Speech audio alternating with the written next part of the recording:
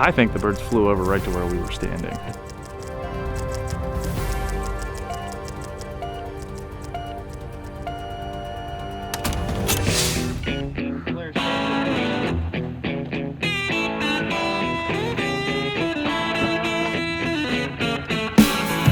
Not quite as smooth as Bo and Luke Duke doing that, but.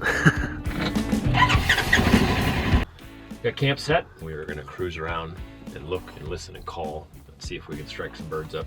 Definitely want to put ears and eyes on as many turkeys as possible. Rip around and find birds and then either hunt them tonight or hunt them in the morning. I'll tell you, it's one of the more beautiful spots I've been to recently. This is the first night for me sleeping in my new Go Fast camper. Couldn't think of a better spot.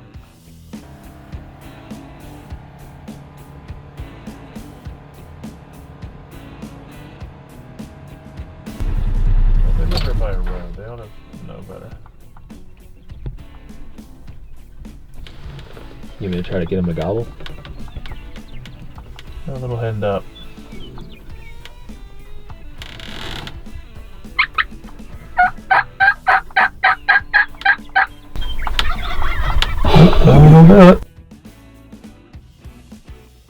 We looked around.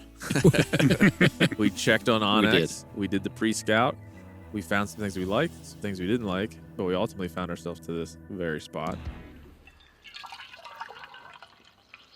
We left you last time we were in North Dakota. We scooted on over to Montana because we had time and tags. They're gobbling. So we're perched up here. Our camp's up above a river, an unnamed one. And we've got a bunch of little coulees and draws that drain down into the river. And we were hoping we would wake up this morning and hear gobbles. I don't know if you can hear that, but they're going. I will say, like, in terms of trying to scout this area, we know it. Sam and I have hunted it. And the real true thing is these birds will be down in the river, as we talked about last episode. They'll be down there all winter in some feedlot. They shift into the riparian zone. When they're starting to get into their breeding behavior, they're going to shift into that riparian zone and find a place that they feel relatively comfortable in. I just can't tell if it's like just echoing up. Yeah, you just don't know. I mean, either way, I don't think we don't have any better option. No, certainly don't. You just want to walk through here? I think we should. We had plenty of motivation to get out. Yeah, they were ripping gobbles. They were ripping gobbles. There was lots of turkeys. They were ripping gobbles. We could tell they were down close to the river. We couldn't, from up here, tell exactly where.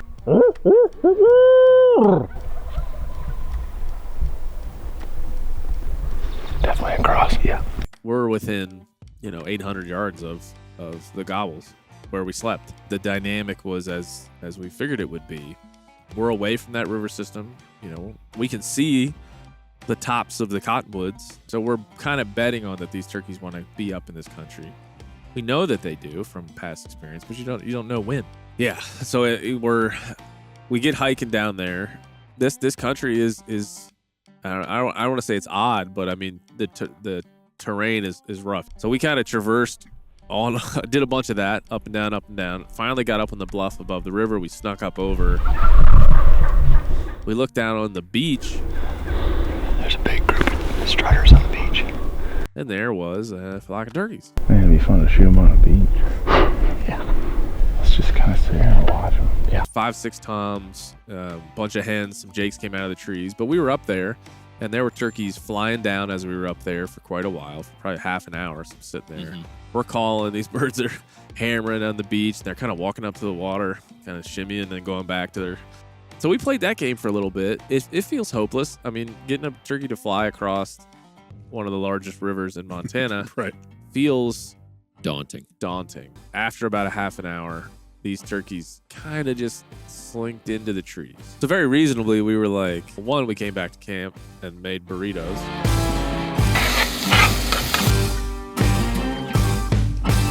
That was a great time. And while we were doing that, we hatched an idea 12-foot John boat. to get to the island where these turkeys were on. So Sam and I thought, I think this is a very normal thought. Let's buy a boat and get over there. We can get a tractor supply. Yeah, we were ready. We got It was this. happening. We got this. And then We're standing at camp, and our boat plan is fully baked. And I look across to the west towards the river where we came from, where we got on these turkeys this morning, where we were perched looking at these birds. We'll go kill him. There's a hen with him. Let's go kill him. Okay. I was like, if that's a cow, that's one of the weirdest walking cows I've ever seen.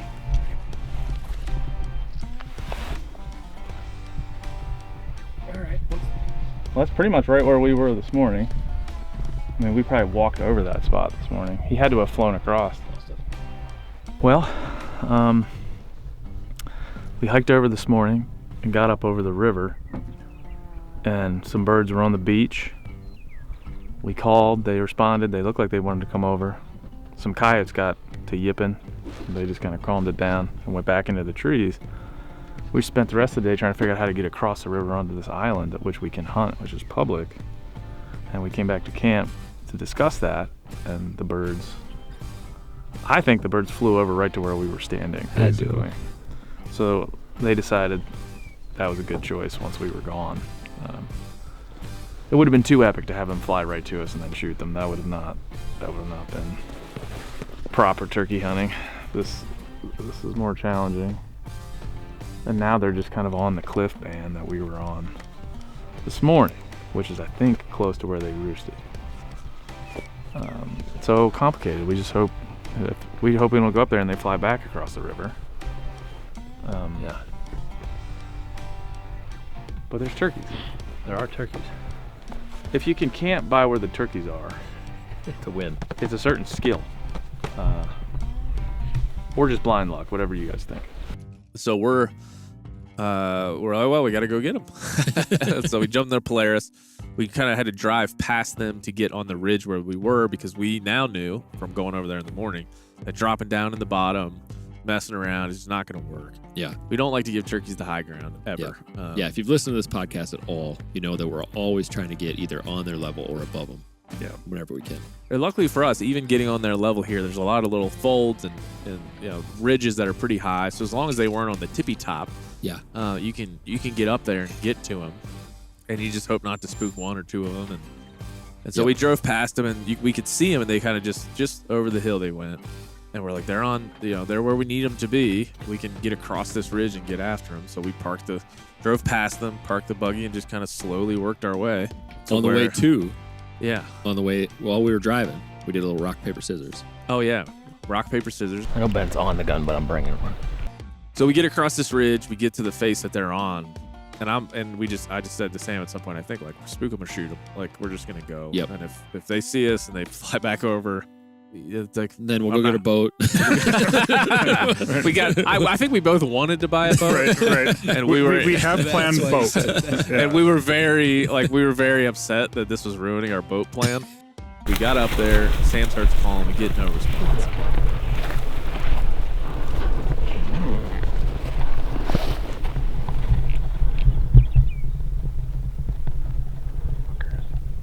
Oh, that's good. Gone. Either way, I think we drop into this. Might be good for us. They might just push them right up over the hill. I see one just down that ridge, but I think still we can get Let's do it quick. So we got no gobble, so in our shoot 'em or spook 'em way, I was like, we're just going to go right to the lip where I think they are. And the only calculus I had is, like, I think from being over there, there's a ledge where they're probably working to get out of sight of us, of the Polaris. And they're just kind of going to be working that ledge. They had to kind of, there was only so many places they could be in that stuff.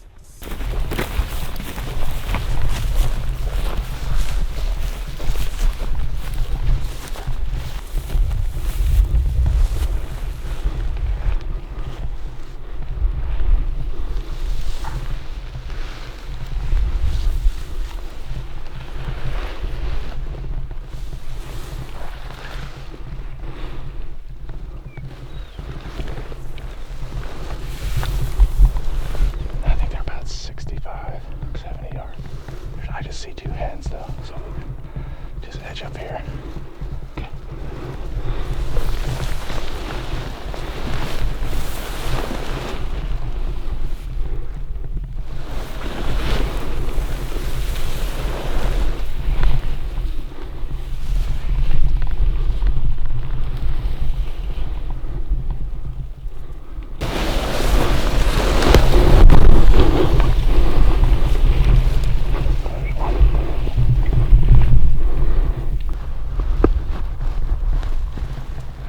I'm right here. In range.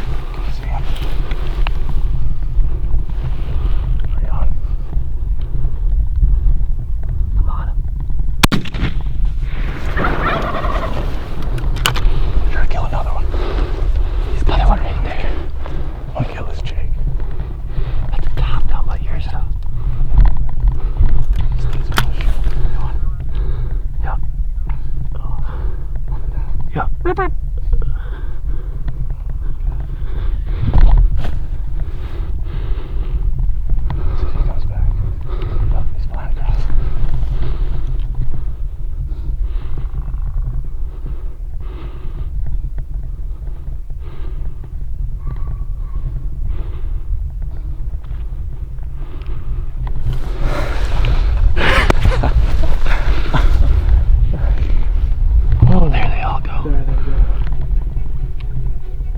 Oh, I probably could have doubled right there. Yeah.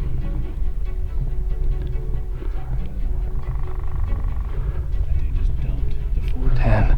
The 410 is just on fire. Get those Achilles up here.